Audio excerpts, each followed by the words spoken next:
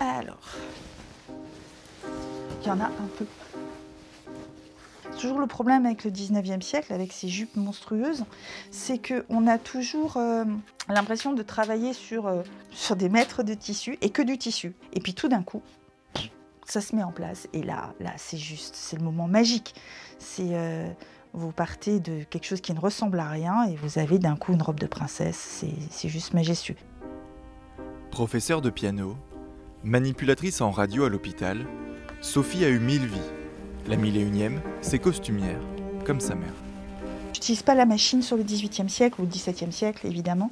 Et je fais un maximum de choses à la main. Toutes les finitions sont faites à la main, comme ça se faisait à l'époque, en fait.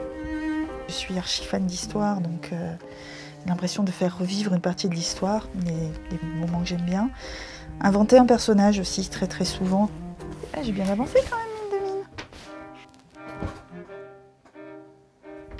J'avoue que pendant longtemps, je suis restée sur les crinolines. C'est quand même ce qui est le plus demandé.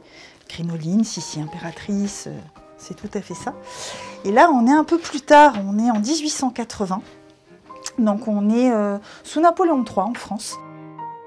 En fait, c'est l'évolution logique après la crinoline. Et on a essayé de simplifier les choses et la crinoline est partie sur l'arrière.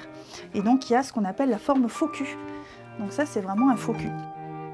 Sophie vend ses créations en ligne, à Paris surtout, en Angleterre et aux États-Unis aussi.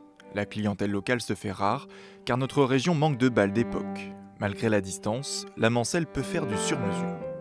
Quand on parle d'un costume, on est en gros à 3 semaines de travail. Pour un set de sous-vêtements 19e par exemple, donc le corset, la crinoline, le jupon, le pantalon et le cache-corset. Là, on est à peu près également à 3 semaines de travail dessus. Donc oui, c'est de la longue haleine. À chaque fois, chaque chose prend beaucoup de temps. C'est pas du tout de la fast fashion. Ces costumes peuvent être vendus jusqu'à 4 000 € pièce.